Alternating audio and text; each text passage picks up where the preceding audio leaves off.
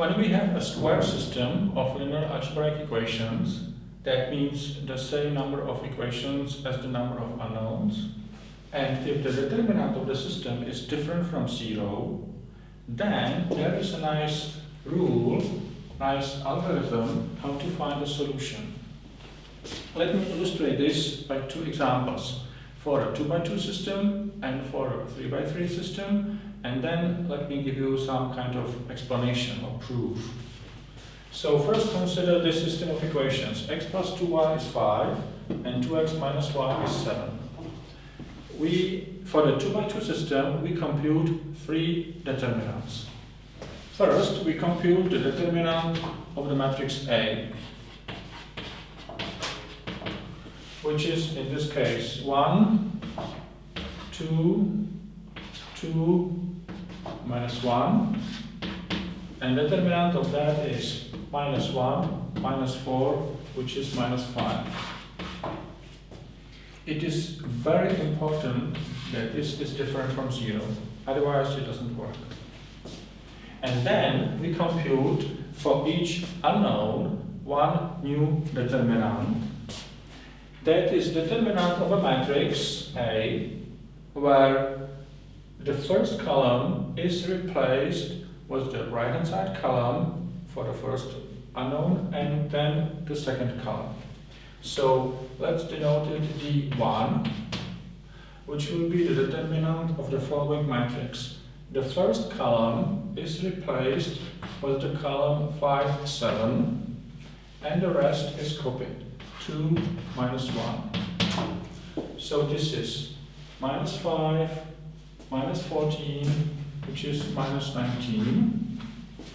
And then the second determinant, well, the third one, with index 2, is the determinant of this matrix, where the second column is replaced with the right-hand side column 5, 7.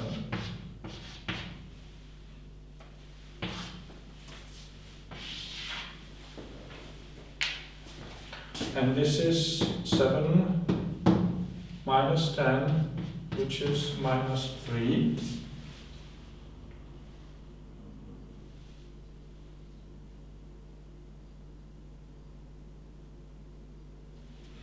And we can find the solution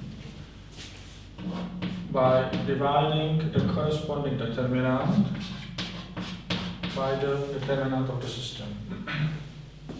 And similarly, y will be d2 divided by d, which is minus 19 over minus 5,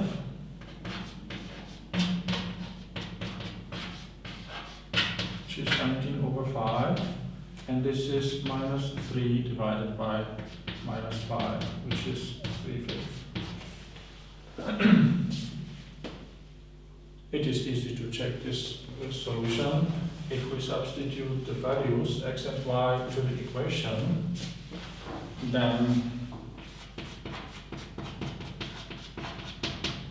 on the left of the first equation we have x plus 2y, but x is 19 over 5, and 2y is 6, 2 times 3 is 6 over 5, which is 25 divided by 5, which is 5, which is on the right.